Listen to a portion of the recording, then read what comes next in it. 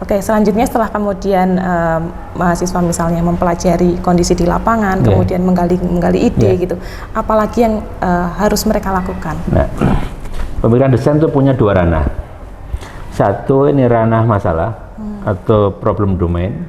Yang kedua ini ranah solusi atau solution domain. Nah, yang tadi kita diskusikan ini kan ranah masalah.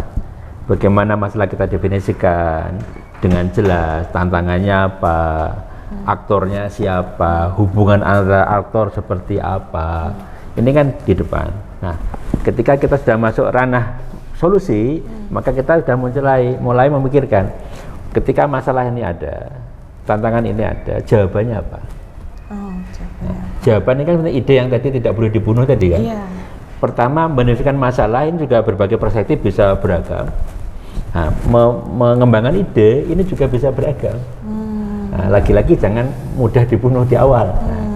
Nah, sehingga ketika nanti sudah semakin banyak ide, pastikan bahwa ide yang kita desain, yang kita buat, yang kita kembangkan secara kolektif itu betul-betul menjawab tantangan yang didefinisikan. Jangan sampai misalnya kita mendefinisikan masalahnya A, solusinya itu tidak nyambung ke A gitu. Sehingga seakan-akan proses yang sebelumnya ini tidak punya hubungan dengan yang ada di desain. Jadi desain ini harus didasarkan pada informasi tahapan-tahapan sebelumnya. Jadi tidak boleh ujuk-ujuk mak beduduk itu tidak boleh. Gitu. Jadi ini penting. Karena seringkali kan orang udah pengen punya ide gini. Betul. Masalahnya bukan itu. Betul sekali. Ini mirip kalau pernah saya membaca di sebuah teks bergerak di televisi. Pengungsi yang kelaparan negara ini mendapatkan bantuan sabun. Ya kan? Ini ada bantuan betul, itu kan? Tapi di sini yang dibutuhkan bukan sabun, tapi makanan. Nah, gitu. Ini kan masalahnya, ini bukan solusinya untuk kelaparan ini, gitu. Jadi mau tidak menyelesaikan permasalahan. Persis. Nah, itu kadang jebakannya di situ. Karena apalagi kita sudah punya ide di depan, tapi terlalu percaya diri atau tadi sok tahu dengan masalah. Kalau terkait ide ini, Prof, kadang mahasiswa itu karena ada banyak tugas gitu ya, wah pusing banget gitu. Kemudian seperti ada masa-masa di mana stuck untuk idenya tuh kayak udah nggak ada ide lagi, apa ya gitu. Ada nggak tips tertentu untuk bagaimana kemudian kita memunculkan ide-ide yang barangkali dari tempat-tempat atau dari sesuatu yang tidak terduga? Ya, untuk dapat ide sebetulnya 3 apa yang bisa kita lakukan. Banyak baca, banyak ngobrol, banyak piknik. Jadi kalau banyak baca, ini kan banyak perspektif dibuka itu, banyak ngobrol dengan kawan, jadi saling memantik ide, banyak piknik, karena kita mendapatkan referensi yang lebih luas. Kalau perlu pikniknya tambah jauh lagi ya. Itu caranya. Apalagi sekarang dengan teknologi informasi kan piknik dengan mudah kan. Bisa berselancar di mana-mana untuk mendapatkan perspektif. Kalau untuk kadang berarti mahasiswa ngobrol di burjonan gitu. Persis. Jangan remehkan ide-ide yang muncul dari tempat-tempat yang kita anggap itu tidak semestinya gitu kira-kira. Jadi tidak melulu proses belajar itu di kelas atau di perpustakaan gitu ya, Betul. Prof ya. Dimanapun bisa. Ya itu berarti penting teman-teman. Jadi jangan merasa bersalah kalau teman-teman kemudian nanti wah saya dari tadi malam cuma ngobrol Bu sama teman-teman gitu, karena itu sebenarnya proses dari belajar ternyata ya. Jadi belajar jangan diartikan hanya kuliah kemudian nonton YouTube yang isinya teori-teori aja gitu. Malah itu bisa membuat ide itu berkembang dan dapat ide yang lebih banyak lagi. Nah, karena ada satu kata kunci atau konsep penting lain. Ketika kita punya banyak referensi, tantangan kita adalah menghubungkan antar titik. Sehingga dengan menghubungkan antar titik, itu kita akan muncul perspektif baru. Karena ada sintesis kan. Titiknya apa? Macam-macam. Beragam ide yang kita baca, yang kita dengar, yang kita lihat, atau bahkan ide-ide kawan kita yang terlihat berbeda, itu bisa kita gabungkan menjadi ide yang lebih kuat misalnya. Makanya tadi kita dilarang membunuh ide terlalu awal tuh di situ. Jangan-jangan idenya tadi ada yang 5 kelihatan berbeda, itu bisa digabungkan loh, menjadi lebih kuat loh. Oh yang segini nanti strategi di bagian awal, ini strategi di bagian tengah, ini strategi bagian akhir, atau dengan cara lain untuk menggabungkan ide. Oh iya, oke, menarik banget. Jadi tidak harus ide tunggal, persis ya, tapi bisa dikembangkan atau dikolaborasikan dengan ide-ide lain. Nah, setelah mendapatkan ide nih Prof, kemudian didiskusikan, oh kira-kira ide ini yang kemudian bisa dikembangkan untuk menyelesaikan permasalahan dari pengguna tadi. Kemudian ide ini harus diwujudkan dalam bentuk apa? Ya, ada purwarupa atau prototipe ya kalau dalam bentuk produk kan.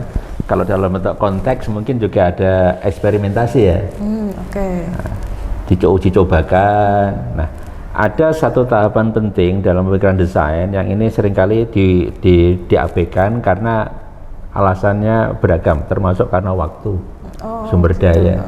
Karena pemikiran desain itu mengharuskan adanya iterasi. Tidak sekali jalan, tidak satu ronde. Nah, dicoba, dapat umpan balik, diperbaiki terus seperti itu. Nah, artinya apa?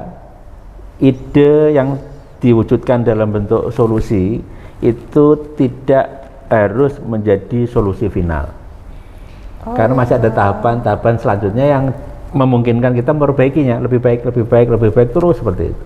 Jadi tahapan iterasi, ya tadi satu perspektif sampai tes kan, perspektif lain itu iteration terakhirnya. Jadi berulang. Nah, supaya apa? Supaya kita belajar dari konteks ini, menginformasikan hal baru, kemudian memperbaiki ide kita. Ini ya karena waktu terbatas, sumber daya terbatas, seringkali itu dianggap sekali jalan. Padahal tidak sekali jalan. Padahal semakin kemudian proses iterasinya semakin matang gitu akan semakin bagus. Harusnya semakin bagus. Dan ini sebetulnya kalau ada hubungannya dengan tadi waktu yang terbatas, ini bisa dilanjutkan oleh tim selanjutnya. Ya kan? Misalkan jadi guru, ya mungkin kan ngajar di waktu tertentu di kelas tersebut kan, mungkin diganti nanti yang lain, bisa melanjutkan. Tidak harus mulai dari awal lagi. Betul, melanjutkan seperti apa. Nah, ini masalahnya hanya pada bagaimana ini dikomunikasikan. Dan masalah harga diri. Jadi kalau harga dirinya terlalu tinggi, tidak mau meneruskan yang sebelumnya, ini kan jadi masalah. Nah, tapi kalau dia bisa menurunkan harga dirinya, kemudian bisa meneruskan yang baik, menambah dengan yang lebih baik, ini kan konsep kaidah fikihnya gitu. Betul sekali. Jadi yang baik-baik yang lama kita teruskan, ditambah yang lebih baik untuk masa depan, kira-kira gitu. Betul sekali. Jadi untuk prototipe itu sendiri tadi kan kemudian ada proses yang mana itu diuji cobakan. Persis, gitu. Nah, sebenarnya kalau proses untuk uji coba gitu, mungkin teman-teman juga masih belum ada bayangan yang jelas ya. Maksudnya kita belum pernah coba uji coba produk. Biasanya kalau di pendidikan itu kan bikin media pembelajaran pakai di kelas sudah gitu. Betul, ini proses uji coba itu bentuknya seperti apa? Kalau memungkinkan langsung ke pengguna langsung. Contoh misalnya kita mendesain media pembelajaran untuk anak PAUD misalkan. Nah, bagaimana desain itu bisa direspon oleh anak PAUD? Ini kan penting.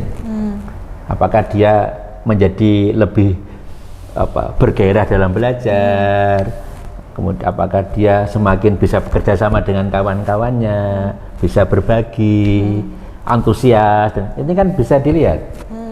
Bagi contoh gini, misal kita mendesain permainan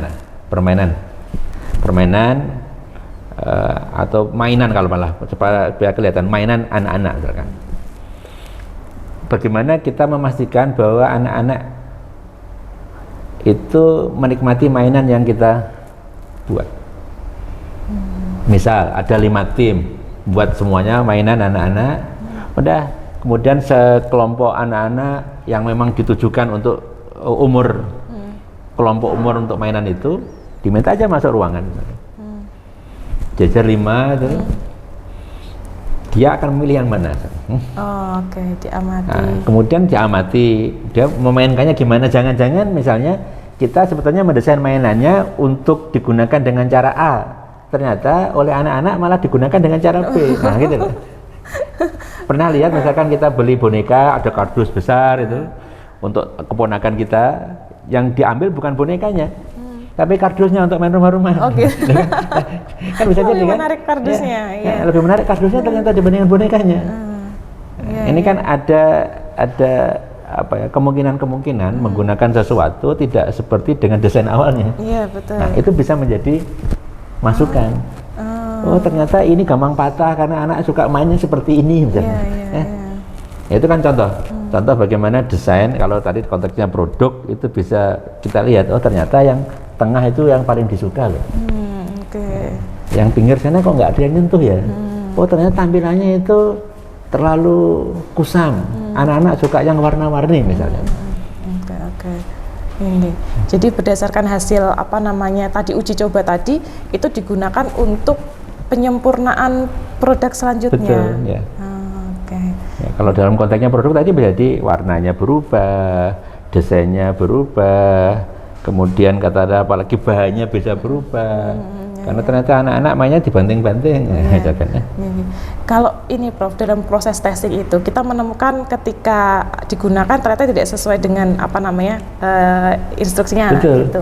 Kemudian kita kembangkan, ternyata setelah dikembangkan ada lagi nih masukan. Nah, ada enggak sih kemudian patokan sampai di sini produknya dikembangkan kemudian bisa gunakan secara luas atau sampai mana batasannya untuk pengembangan itu?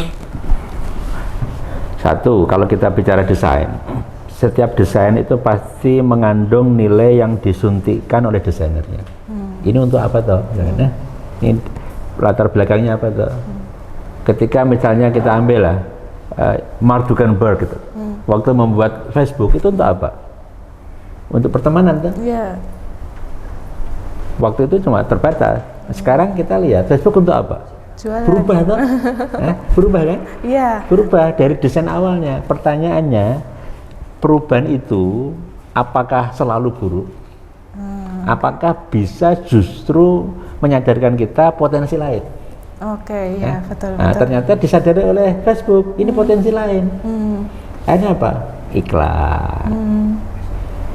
Targeted audience untuk iklan. Nah, itu karena apa? Tidak selalu unintended consequences gitu loh. Konsekuensi-konsekuensinya tidak pernah dibayangkan sebelumnya itu buruk. Nah, ada yang bisa ditingkatkan, bisa dieksploitasi dengan cara yang lebih baik lagi kan. Oke, jadi sangat mungkin berkembang terus. Sangat mungkin berkembang. Karena pengguna desain ini punya nilai juga. Anak-anak kan punya nilainya masing-masing kan, punya preferensinya, dan ini bisa jadi berbeda dengan yang kita bayangkan. Ya, persis seperti tadi, kardus yang untuk mainan, bonekanya disisihkan. Iya. Berarti sebenarnya tidak ada garis finish akhir nih, Bro. Betul. Tergantung ya penggunanya saat itu. Betul. Dan bisa jadi ke depan itu akan dikembangkan lagi sesuai dengan kondisi pengguna saat itu. Oke, berarti ini sesuatu yang sangat dinamis. Persis ya. Berkembang terus.